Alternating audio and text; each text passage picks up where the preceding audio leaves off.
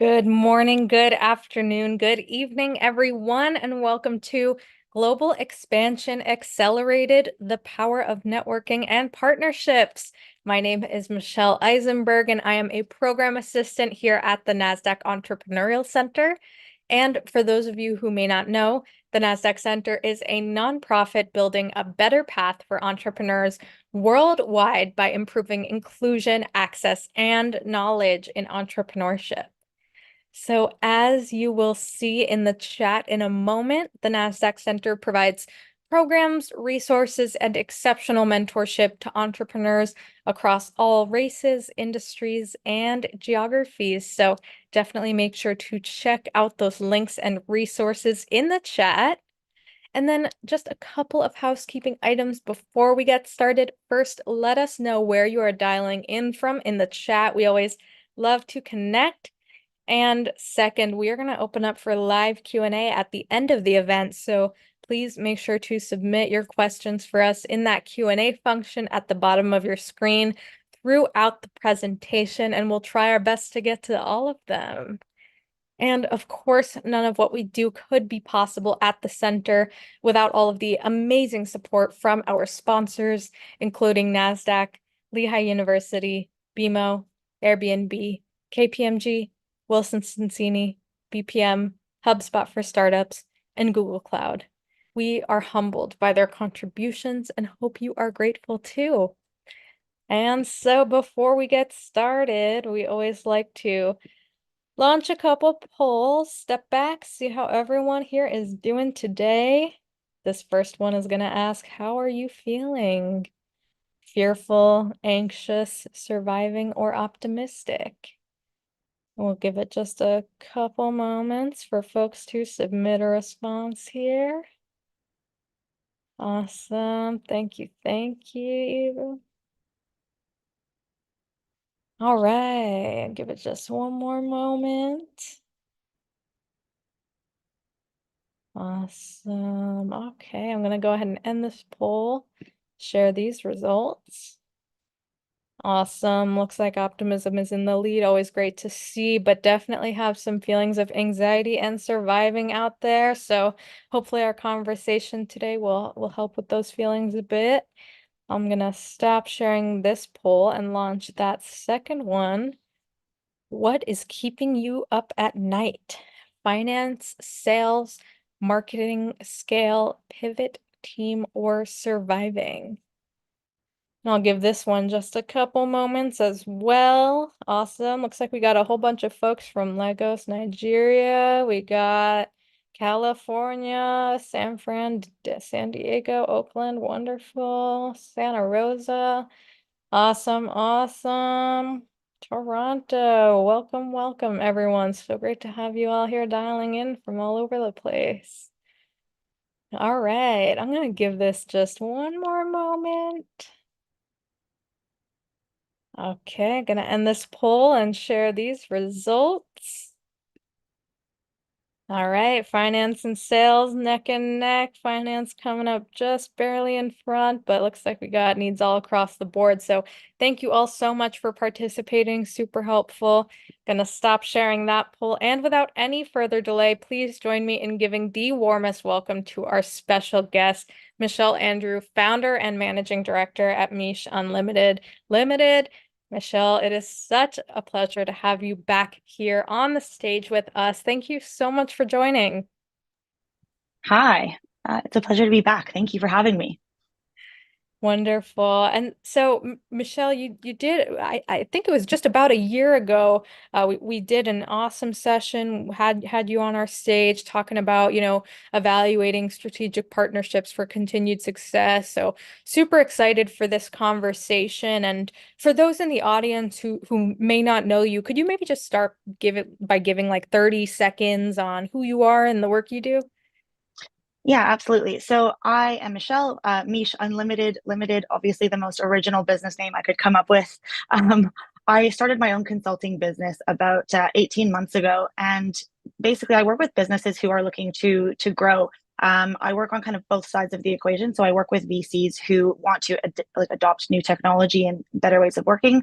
And I do work with scale ups who are trying to grow in new markets or raise funds or a number of different things. So my background was in working with an incubator program early on, and then I've kind of been in the VC side of things through different funds over the last 7 years since I've been in London.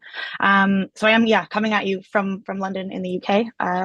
It's 6 p.m. here, so I'm a bit. It's been a long day, but I'm very happy to be back. So I really appreciate you having me because it was fun last time, and the whole success of my business has really been driven on partners and on understanding how different markets operate. So it's definitely a subject I'm passionate about.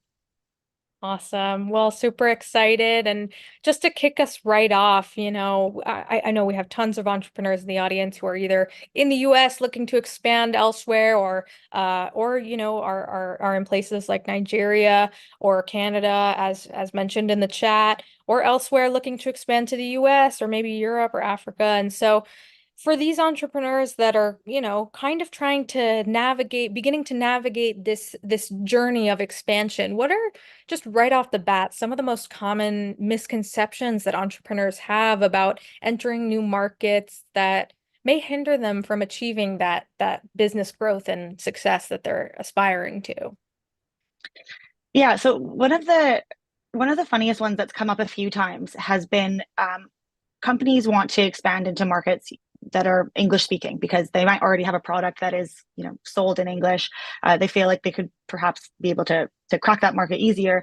But one thing I will say is the cultural nuances of even just different English speaking companies or countries are often overlooked. So just because we all speak English, it does not mean that we fully understand each other. And I am saying that as someone who's, a Canadian born, living in London, working with loads of US companies. I'm often shocked at the differences in the way that we speak, in the way that meetings are run, and the interpretation of different signs, even in selling. So I think it's very important to really spend time in the markets that you want to go into, without that assumption that just because it's an English speaking market, it will be the same as, working in the US is the same as working in the UK, is the same as working in Canada, is the same as working in Australia. It's really not so simple. So yeah, don't underestimate those cultural nuances that can really make or break a sales cycle. And I would say the US market is more US centric. So always being very aware, if you are entering the US market, for example, if you're not prepared to invest locally and be able to support locally, that can be a big hindrance to companies trying to enter that market. Similarly in the UK, the US way of doing business, which can be a lot more straightforward and blunt, is not always received very well. So just things I've kind of learned along the way. And as the sort of happy Canadian in the middle, I don't know why more people don't just go to Canada. But that's that's maybe just my own bias coming through there. But yeah, Oh, I think yeah. I think also just market sizing in general. People do overestimate the market size of new places that they're looking to go. So even the US looks huge, but is the segment that you're actually going after as big as you think? So again, misconception around sizing is a big one that I see my clients facing.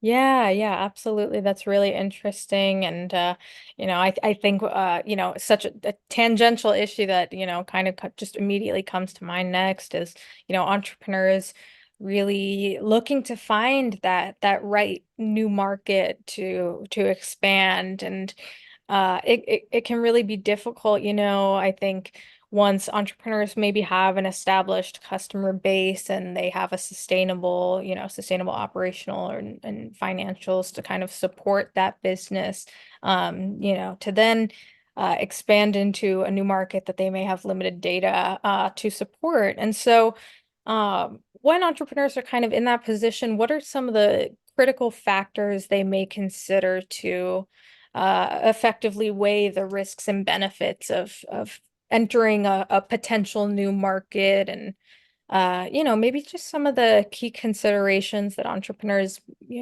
might think about as they're kind of evaluating these different opportunities?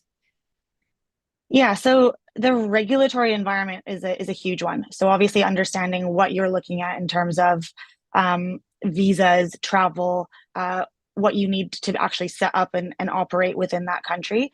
The US, there's certain states where you can register a business and you don't necessarily have to live in the US, and you can be abroad and you can set up that business. But you do need to understand what that might mean tax wise, because that is quite a rabbit hole to go down. If you're traveling a lot into the US and you're not a US citizen, there can be lots of issues that I've seen companies face, where all of a sudden you're not necessarily allowed to re-enter the market. So looking closely at what the regulations are for if you're actually going to relocate into that market, so spend some time in the market, decide, is this somewhere I would like to be spending a lot of time? Do I understand the people in that market? Do I know that my customers are there? I think if you're engaging with local research and local experts, that can be a really good way to kind of mitigate some of those potential risks. And if you've got, as you say, an established base of customers, it's looking at your customer base and saying, is one of you prepared to be that anchor customer for me to go into this new market, which might help with a little bit of the stability of knowing that you've got revenue uh, that you could earn by going there. So yeah, spending that time in the market, looking at your ideal customer profile, figuring out where they are, if there's enough there, doing a lot of the work around, the cost benefit analysis of can we afford to invest, and for how long, until it's a yes or no if we're going to succeed. So yeah, again, I mean, if you're in a fortunate position to have a customer that will go with you into that market or would like you to grow into that market, I think that's probably one of the more privileged and helpful positions to be in, and trying to work on how you're going to land and expand with your current client base is a really effective way to navigate that. Yeah, I think that's a really, really great way for entrepreneurs to kind of, think about th this process. And I think, so much of what you just talked about is so important to emphasize in terms of, what is under the entrepreneur's c control, at this stage of of expansion. And so, I think something that's, always going to be lingering in entrepreneurs' minds is those uncontrollable aspects. And so, something that entrepreneurs, we see struggling with a lot is how important is the timing in market entry? And, despite all the planning you can do in terms of market research and competitive analysis, what is the role of timing? And what are some of the indicators that entrepreneurs should look out for that might signal that it's a good time for expansion? Well, timing is an interesting one. So that depending on what your sales cycle is like or who your customers are, you might be looking at time for, what's the tax year in the country that you're moving into. The tax year is different in the US than in the UK. In the US, it's like January to December. In the UK, it's April to April. So there might be budget considerations you'd be trying to line up with. Um, Changing regulations, again, going back to that kind of regulatory environment, which right now it's very kind of politically unstable in a lot of different countries, and there's a lot of changing rules, and what businesses have to pay for tax in different markets is ever changing as we're kind of going through all the political upheaval basically globally. So understanding how you might be affected by that is going to be really important especially if you're in an unfamiliar market. Um, I mean, the other thing to think about too is when those budgets are being signed off, how does that align with things like local elections and government? So, in the US, I think budgets are usually set around October. So, understanding how, if you're trying to leverage government subsidies because you're climate tech and you know that there's going to be new regulations requiring businesses to report on sustainability metrics, and you've got a platform that's going to be able to like leverage that, you want to be very timely with the way that you're entering a market and the noise that you're making alongside whatever kind of regulatory changes might be happening. So timing is definitely important, and it can kind of work in your favor. With, like, if you are climate tech at the moment, there's a lot of things that you can piggyback off of, which would be really helpful. And there's a lot of noise you can make in the market because reporting and those frameworks are really needed.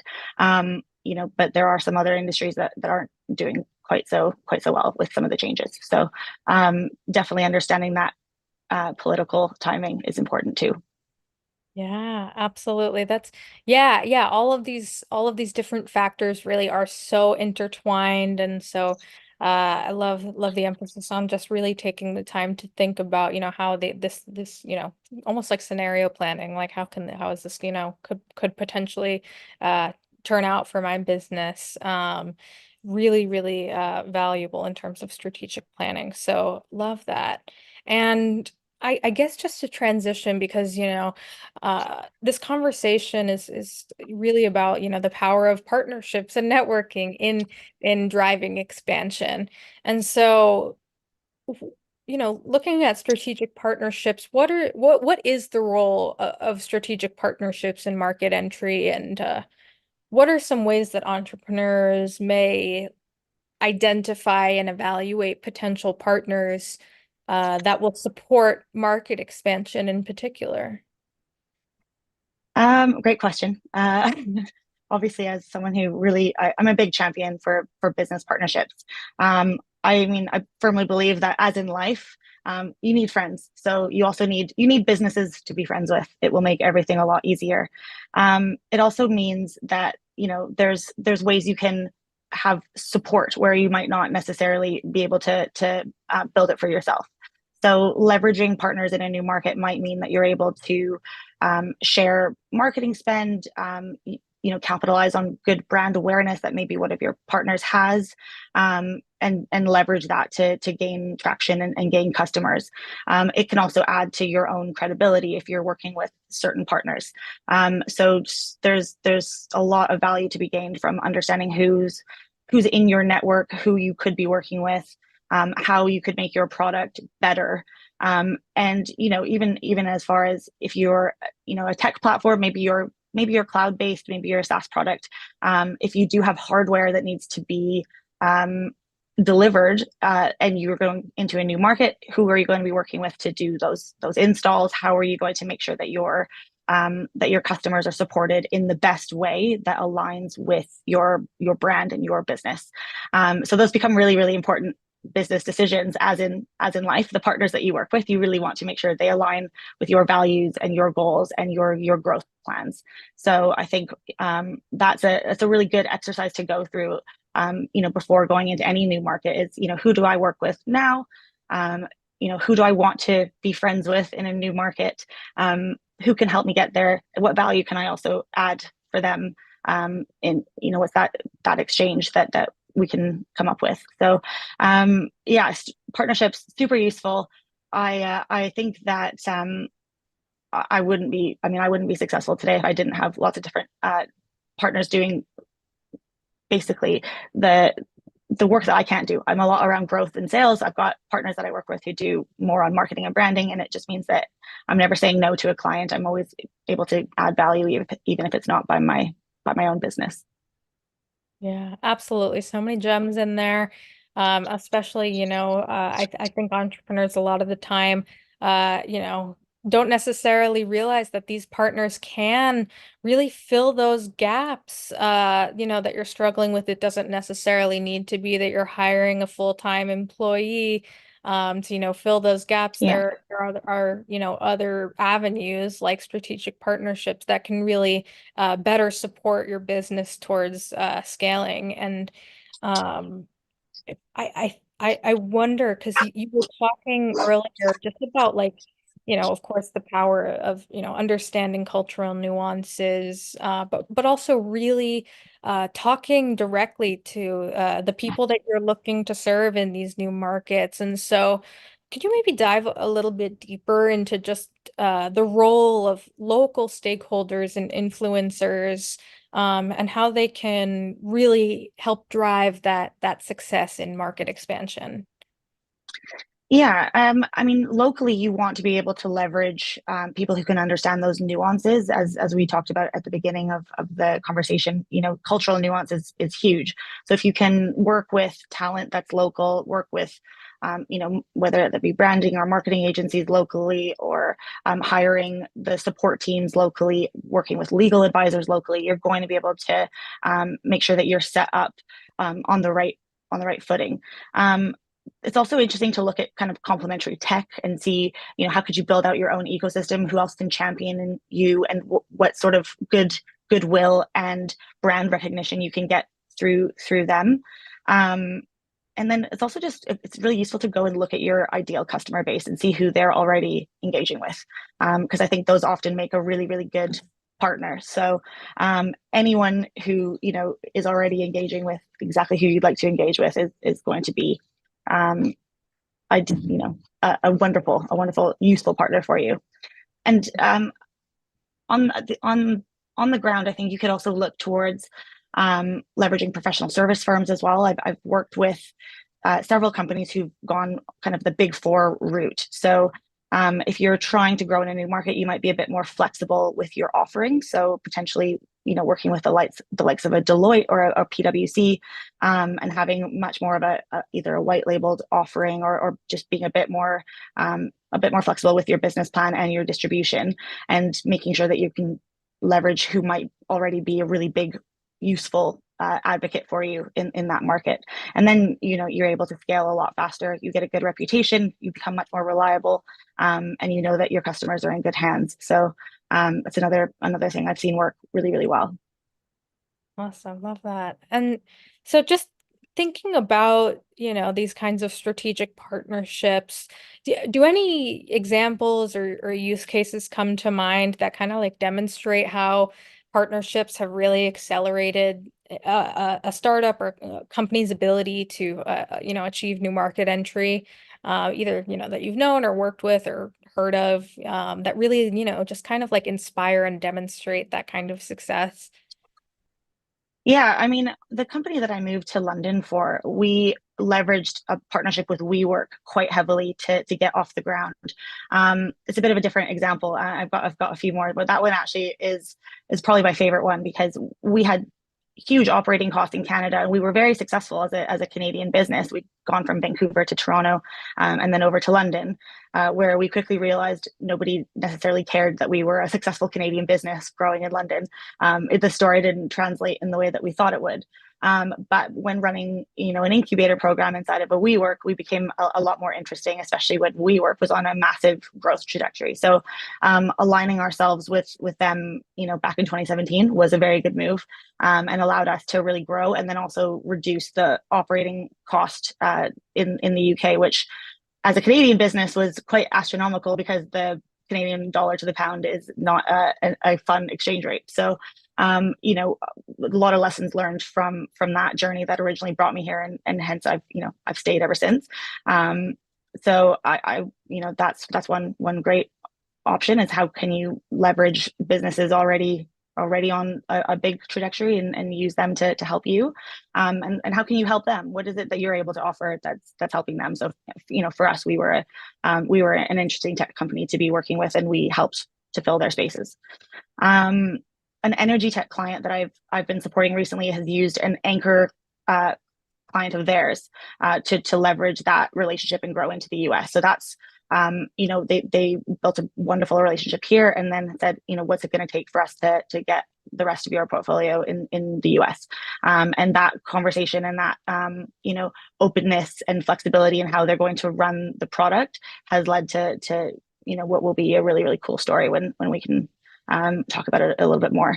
And I mean, another one that comes to mind is a prop tech company I worked with not too long ago. We leveraged networking events, conferences, exhibitions all across the US to really understand our competition. We wanted to see, who the biggest players are, how they spoke about their products, how they, hosted events, how, everything that they did, all of the different things with their brand, all the different interactions, and also who their competition thought they were. So going to some of these events is actually a really interesting way to understand a market. And if you look at my LinkedIn, it looks like I'm just like a professional who goes to events all the time. I should actually just start being like event for hire, as a business because I do spend a lot of time going to large exhibitions. I was in Tampa a few weeks ago for Realcomm, which is a real estate technology event. Just as like the 75th event I've been to this year, it feels like. But I can honestly say, like, people are there to learn, they're there to connect, they're there to figure out, who's doing really well or appears to be doing really well and who's not there. And if you've got an opportunity to kind of go and size up your competition in real life and build those relationships, that's actually a really, really useful thing to do because then you know what you're up against, rather than just kind of assuming you have a product that everybody wants in a market that you don't necessarily know. I think it's much better to just go and have the conversations, with your competitors, with your clients, with the people you wish were your clients, with potential partners, and from there you're able to really understand if and when the time is right. Totally. Yes. And I love that you brought up these kinds of networking events, 'cause, that's also such a key element of this conversation. And I think it can also be so overlooked. But yeah, I think for entrepreneurs looking to enter new markets, they may already have established connections in a certain area. And now they're kind of looking to enter, an unfamiliar market. And so, totally with the thought of how networking can really support competitive sizing up your competitors and understanding your customers. What are just some other key best practices for entrepreneurs to really make the most out of networking opportunities where they may not have an established presence? Yeah, I mean, I'm even someone who's never gonna stop learning, so I'm very curious. So I think if you are an entrepreneur, you're probably genuinely a naturally curious person. You've already started a business, you've gone and done the hard thing. Now, if you're trying to grow in a new market, go and see who's there. For networking events, I mean, I actually have like a whole process that I started going through because I've found a lot of success going to these things. And I know that there's a lot of skepticism on ROI for big trade shows and exhibitions. And I think, depending on what you're there for, you can actually get a tremendous amount of value. And it doesn't mean going and splashing out on a big booth and sponsoring something. It can mean just going, as I do by myself to suss out the competition and on behalf of clients I might be working with or just for my own knowledge. So oftentimes it's if you're going to go and see who's there, make sure you've checked who the sponsors are. Is the audience an audience that you're wanting to engage with? Because it could be that it's going to be a conference that's just full of your competitors. Is that worth your time? Maybe, if you want to just understand your own positioning in the market.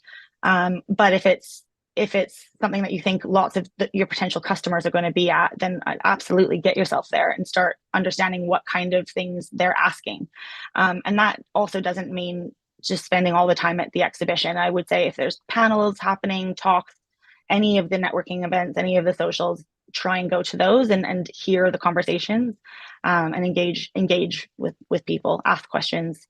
I think there's people get really nervous going to networking events. People get really nervous public speaking. There's lots of things to be nervous about, but honestly, everyone at the end of the day has, you want to help people. I always want to help. If anyone ever came up to speak to me, I would be more than happy to push them in the right direction if I could. So I think just going with an open mind and asking the questions can actually really circumvent a lot of the misconceptions and a lot of the mistakes that happen when you are trying to open in a new market. You might also just get some really great advice from potential customers or your competitors about what not to do, things to avoid, or this is a great legal firm that can help you with the regulations of setting up a Delaware business, or like don't set up a Delaware business, you'll have a tax problem in the UK. I don't know. There's all kinds of things you need to consider. But if you can engage with people who've gone through it as well, that's a really helpful that's a really, really helpful thing to do. Make it Well, less lonely as well. Yeah, absolutely. And I love this idea of like, because I think that's so real of entrepreneurs really thinking about the return on their investment and really framing these kinds of opportunities as learning experiences can really make that time so valuable. I know entrepreneurs spend so much time on, just collecting the right kinds of data and there's something really special about those kinds of in-person convenings and engagements. So definitely take advantage of that for sure. And then, I think a lot of entrepreneurs it when you go to these kinds of events, it can be, easy to have one-off conversations, but then it kind of becomes a challenge of how do I maintain these relationships long term? I want to have an established network of connections that can support me and my business in different ways. And so what are, just from your experience, tips or some of the best ways for entrepreneurs to kind of approach follow up and just kind of maintaining these strategic relationships. Um, so I'm going to go back to kind of what I said before, which is it's very similar with life. Friendships don't just exist unless you nurture them. So you do really need to be intentional about business relationships in the same way. And I realize that that's a bit of a cringy thing to say, but you have to follow up, and you have to follow up not just because you want something, but genuinely being interested in someone else's business and how things are going for them. And having that sort of more reciprocal relationship will do a lot for you. So, I mean, I have not been able to build. I would not have been able to build my business had I not had a great network to fall back on and say, hey, I'm consulting now. And then had people want to refer business to me because they know who I am, they know what I'm about, and they know that, if they referred business to me, I would do right by them. And that's sometimes you have to do something, give a bit of advice, do something, for free, give them something so that they know that, it can be a reciprocal relationship and that you're not just asking for something. But yeah, that follow up piece is key. I have actually realized that's where most people just fall down is it's one thing to go, you have these great conversations, but if you don't, make the notes, go back and then, follow up and then try to meet again as quickly as possible so you can stay top of mind. It will just fall flat because you meet so many people at these events. And yeah, it's just gotta be timely, gotta make sure you're always following up, gotta make sure you've got some value to give them, and just nurture those relationships in the way that you would any relationship that you want to see thrive. Yeah, absolutely, absolutely. And it can these concepts totally translate across the board with co-founders, customers, and all of those, kinds of key stakeholders. So love that you kind of emphasize that. And so yeah, I know you've shared so many examples, but any other success stories that highlight, just the success of or the impact that networking can have on, an entrepreneur and their startup, looking to expand into new markets. Any other thoughts you wanted to add there on just success stories? Yeah, I'm honestly, I was at an event about a year ago in Vegas, and there was a panel discussion that was discussing something that was completely relevant to one of my clients, and it was listening to that panel and knowing who had said the question, asking a question to him, getting the contact info, and then connecting him with my client, within a few days, resulted in a great deal for the client that, had actually wanted me to go to this event. So it was a very, very quick return on investment that I'm not saying that happens every day, but I mean, I don't know why it couldn't. So there are those moments where if you're just sort of in the right place at the right time, listening and understanding what is being asked, you might actually be able to solve a problem and do business at one of these events. The other thing is you're seeing people in a bit more of a casual environment, and it's usually where everyone has come because their work or their company, whoever has sent them, and the purpose is to network, to meet people, to have ideas. So if you look at it that way, it's a much easier way to get a meeting with someone you might normally not be able to get hold of, because they have carved out that time out of their calendar to be at whatever conference it is, and to get as much value from it, for their own business, for their own company, for the shareholders, whoever. That there'll be a reason that they're there. So being consistent and being really intentional with how you approach people, and again, that follow up.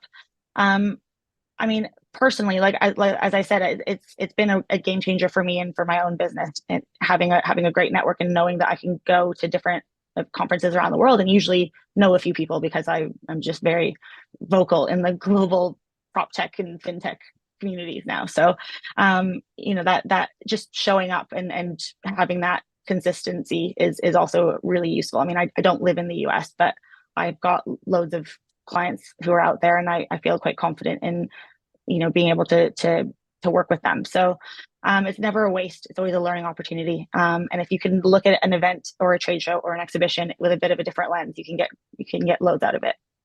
Um, Something else I just actually wanted to say was some venture funds that invest in perhaps some of the members here will have other companies that they've invested in. And one thing that I often encourage clients to do is look at who else your venture fund has invested in or who they've passed on, um, because there's synergies there as well. Like if you're able to connect with other small businesses, whoever who has, maybe they're not competing with you, but they're in a similar space. You work with a deep tech fund. You're going to have founders and entrepreneurs who are like in a very similar space to you, who have lots of pressure and lots of growth they need to achieve, and there might be ways you can kind of have a relationship even between the fund. I've often been surprised that funds themselves don't always give you that information, but it's not that difficult to find out. It's just something I've come across a few times where I thought, actually, why aren't we just talking to this other company over here who has the exact same pressure and is doing something in a very trying to get into the same market we are? We can together actually do a lot more and then get that value back for our investors. So yeah, there's a number of different ways you could approach leveraging those kinds of business relationships to achieve growth anywhere. Love that. So many great points there. And yeah, and just this idea of consistency is so key. So thank you for sharing. And I think while entrepreneurs, of course, everyone would love to find success in new markets. It isn't always the case, unfortunately. And so what lessons can entrepreneurs potentially learn from businesses that have maybe struggled or failed in new markets? Yeah, it's always sad when it doesn't work out. But sometimes, as we know, the timing's wrong, the regulation's wrong, the funding is wrong. There's lots of reasons that it won't work. Just as well as any new business has a likelihood of failure. I mean, trying to go into a new market is difficult. You do need to be massively capitalized, in my opinion. It's only really ever worked when you've got lots of money behind you to be able to spend the right amount of time to build a brand. Because as I said, so as a Canadian business coming to London, nobody really cared how successful we had been in Canada. That was not a story that translated well in London, even though who doesn't love a Canadian? At least that's what I thought. In London, it was a much harder sell, and we didn't have, Canada has not got a huge population, so it's not like loads of money and to brag about. It's the Canadian population is not huge. So it's the same when I've worked with a company here that tried to go into the US as a fintech, and they gave it a really good try. They had someone working out of New York. The salary bands are really, really different in the US. It was very expensive to have someone in New York. They didn't have someone on the West Coast. In fintech and in banking, you need a license for every different state, and that takes time, quite a lot of time, and a lot of energy to go to the different states, and you're doing quite a lot of due diligence to even try to get a banking license. So the amount of capital needed to be able to be a fintech moving into the US is huge. And for that business, they tried for a year. They couldn't get the licenses in enough time, and it wasn't a failure. It was just, you know what, let's regroup till we're ready to properly tackle it. And it was a lot of lessons that they learned, and now they know for next time what their approach will be.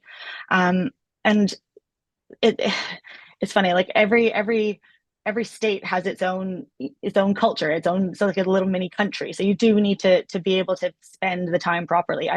I've got a really dear friend of mine who, she had a bootstrapped business that has done incredibly well in the UK, and she's luckily had big global clients that have allowed her to move into the US market, and her venture fund has also supported that growth. So that's, if you've got that, wonderful. It's still going to be tricky. You still have to prove out your market fit in that new market, and that people, that you get the same kind of success. I do think you have to have a really flexible offering, because it might not look the same. It might not be bought the same way. There might be, a lot more competition in the market. As much as there's more opportunity, there's probably that much more competition, which I think sometimes gets forgotten. Yes, it's a huge market to tackle if you can get into California, but if you're a tech company trying to go into California, like, I think you probably have the fiercest competition on the planet. So it's just looking at everything through those kind of realistic lenses. Not to be disheartened by it. It's just knowing what you're up against, and figuring out the best way. So how can you complement these tech companies that are growing, that do have brand awareness, that are exciting? Can you somehow work with them? Can you be a component to what they do? Can you be part of their ecosystem? Could you white label as their company? Are there ways that you can get in without it necessarily looking the way that it does in your current market? And actually, on the current market, the other thing that I've seen not go well, and actually be a reason why you've maybe had to exit trying to go into a new market, is if you neglect your current business. So this does happen, where all the resources, all the energy, you've got a team that was scaling you up in the UK, and now you've gone into the US.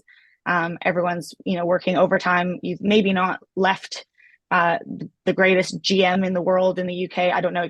It could look however you wanted it to look, but if you've kind of neglected that business, then there's a lot of goodwill can go quite quickly of people who've worked really hard to help build out a company, and then feel a bit abandoned for what is now this new shiny market, where inevitably, like, people will be stretched. The people who work for you will be working overtime. They'll be trying to accommodate different requests, and trying to facilitate whatever training and development you might do, again, for hiring and bringing in a new team. So I think failing to nurture the business that has made you successful is a really common thing that I have seen, and it's a tricky one to balance. So you need to make sure you've left the company that you're kind of leaving in really good hands, or that you've got like a really strong GM in the new country that you're going into, which is also really difficult for entrepreneurs to want to give that to someone, especially right off the bat. So I think that's a huge consideration, and one to really look at, especially if you're trying to have a global standard and you've got your sort of original office. You don't want to lose those people because you've decided to grow really quickly into a new market, and stretched everyone a bit too thin.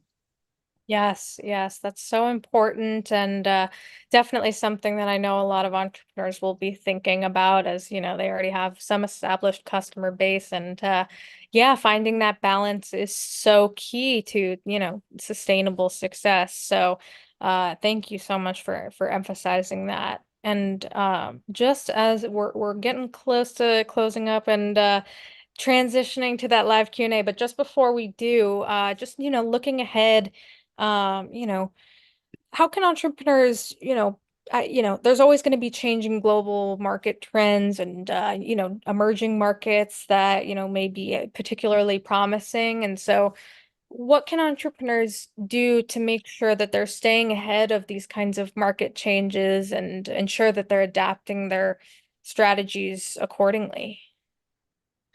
Yeah, so reading, staying up to date, being part of associations like NASDAQ and NASDAQ Entrepreneurial Association. Like, you do want to be kind of within a group that can help steer you to new trends that are coming along. So I think if you're kind of aware of any trends coming down the line, then you can stay on top of it. Yeah, never stop learning. That's always the mantra in my head, at least. I read a lot of different publications, always trying to stay up to date.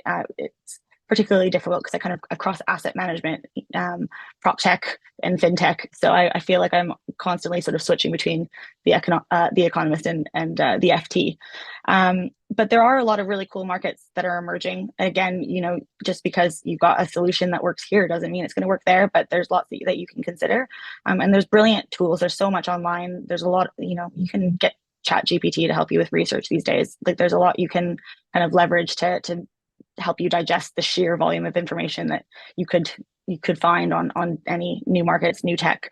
But yeah, just being part of whether it's an ecosystem of in your VC, if it's working with an entrepreneurial center like the NASDAQ, or if you're part of a tech association for the Prop Tech Association or Global Green Business Green Building Council, all kinds of different organizations you could get involved in. Love it. Yeah, lots of great ideas there. And just to close us out, how from your experience, how do you kind of see the landscape of market expansion evolving over the next few years, and any innovations or technologies that you see being poised to have significant impact on this process of new market entry for entrepreneurs? It's there's a lot of really interesting things happening as we know. So between kind of all the political upheaval all over the world and things like AI being further adopted, there's a lot of change that's going to happen. So what I'm really excited about is some of the more traditional industries like logistics, like property, being able to streamline a lot of what takes a really long time through better use of tech. I'm really, really excited about how that will start to evolve. And I think, there's some really interesting innovations happening with blockchain and how you can, make sure that your own like supply chain is looks the way that you want it to look and is safe and secure, and I think that there's a lot of very interesting things happening there, and that's probably one of the things that gets me the most excited, as well as around sustainability. I think there's climate tech's having a moment, which makes me really happy. I think that there's a lot that needs fixing, and we don't have a ton of time. So anything that we can accelerate, and at the way that AI is accelerating things for us, the world just seems to be going a lot faster in general. So if we can also be faster to market with things that are going to help us ultimately do better for the planet and for the rest of the population around us and our families and friends, then yeah, I'm keen for that. So yeah, I welcome digitization as long as it's doing the right thing for the planet. Yeah, absolutely. Well, Michelle, this has been such an awesome conversation. We do have some time for live Q&A. So if you're in the audience, make sure to drop those questions in that Q&A box. We'll try to get to as many as possible. And I know, I think this is a great question. I think a lot of entrepreneurs have really focused on forming their pitch strategy from the perspective of trying to attract investors. And, for the purposes of this conversation, any tips or strategies for, how entrepreneurs might, approach the pitch when it comes to, interacting with potential strategic partners, or even peers or competitors at networking events, how might you kind of shift the conversation versus how they might be used to pitching the business to a potential investor? Yeah, well, I honestly I think that most entrepreneurs are probably slightly guilty of wanting to talk down about their competitors. So it's very much switching that narrative. It's looking at who's in your marketplace that you can leverage. You might know that they do something a bit poorly and there's something that you do better, or vice versa. It's very much looking at how can you complement each other rather than compete with each other. So I think any ways that you can figure that out and bring that into the conversation is how you'll have a really useful partnership conversation. There's more than enough market share. I think that there's loads of tech out there that needs adopting, that if they could work with another provider, they might actually get more traction. So there's some great platforms out there that don't have enough of a voice, and some that probably are too loud. And if we could just figure out how to work together, then those innovations will be really, really useful. Yeah, I think that's really powerful. And Yeah, great guidance there in terms of just really it's being intentional with that kind of with your pitch in those kinds of Yeah, contexts. I think it's leveraging how you together can help customers, like whatever it is that you're trying to achieve as a business. It's if you can identify with that, like that empathy piece about what is it you're trying to solve for your customer, and how is it that you're going to be able to leverage each other's supply chains, marketing, whatever event strategy to hit the market heavier together. Yeah, that's all because you want to get that message out there, because you want to solve something. Make it a bit more emotional, and people will connect with you. Yeah, absolutely. Awesome. We have another question here. I think this is interesting. I know we have a lot of entrepreneurs in the audience that are B2B and kind of tangentially, some entrepreneurs that may be looking to expand through government partnerships. Any tips or strategies, just best practices for those kinds of conversations that entrepreneurs might be approaching in terms of, just being sensitive to that kind of audience? So I mean, there's a lot of really interesting government incentives right now. I mean, in the UK specifically, like on climate tech, there's lots of grants you can get. There's lots of ways that your customers can get money back from buying tech that you might provide. So I think as part of the research into whatever market you're going into, looking at, state by state, are there some incentives, within California for climate tech that might help your customers out, and looking at how you can leverage government subsidies, and then obviously have a better offering. So I think those are really, really important conversations. I think you can also engage with government at your local level if you've got something that you think is really going to help a certain group. I'm someone who's really, really keen on local communities, and working with local communities on how they adopt tech, or how young people get jobs, or how there's lots of different things that you could do as a business, that you could offer, whether that be taking on interns or apprentices, or trying to work with different parts of government to do better as an organization, and that in turn will actually just give you a bit more brand recognition, and things to talk about socially. So I think it's kind of, you can do a good deed and you can also get a great result from that as well, and definitely worth exploring. Yeah, absolutely. Super helpful. And I think we have time for a couple more questions. You mentioned earlier, you were talking about, the importance of just having strong financial backing before kind of executing or even, kind of trying to like think out of, your strategic plan for expansion. Um, I'm wondering, we have an entrepreneur kind of asking about, is revenue a good measure or an appropriate signal to kind of indicate whether it might be a good time to expand, I'm wondering if you could just dive a little bit deeper into what successful businesses typically look like in terms of that kind of revenue stage or level of financing. Yeah, so if you're regularly, bringing in new customers, you've got steady revenue, you've got a steady team that you trust, and you want to move into a new market, and you think you have the fit and you've got the resource to do so, absolutely, that's the success metrics. You're never going to know for sure until you try, but there's a lot you can do to just make sure you're properly prepared. My experience and client experiences, and experiences from businesses that I'm friends with, is that it's always 2 to 3 times more expensive than they'd estimated to go into a new market, and that's often because there'll be a regulatory barrier that comes up, or there'll be it's just a longer sales cycle. They came in at the wrong time, budgets were not being signed off because the tax year is different, or because it's an ed tech platform and they were trying to sell to a school, and the schools make the school system in the UK runs on a very different time schedule than in the US, and it's things that you might not have thought of, and that's part of that research and that timing. So if you've entered a market and kind of missed that window, you might have a little bit more time that you need to be able to pay to build your brand, to build out your network, to understand the landscape. And then, when you're ready to kind of be selling the product in the market, then you kind of align back to that budget time. So yeah, I mean, revenue, if you've got the revenue to invest in that R&D, and that R&D is looking into new markets, brilliant.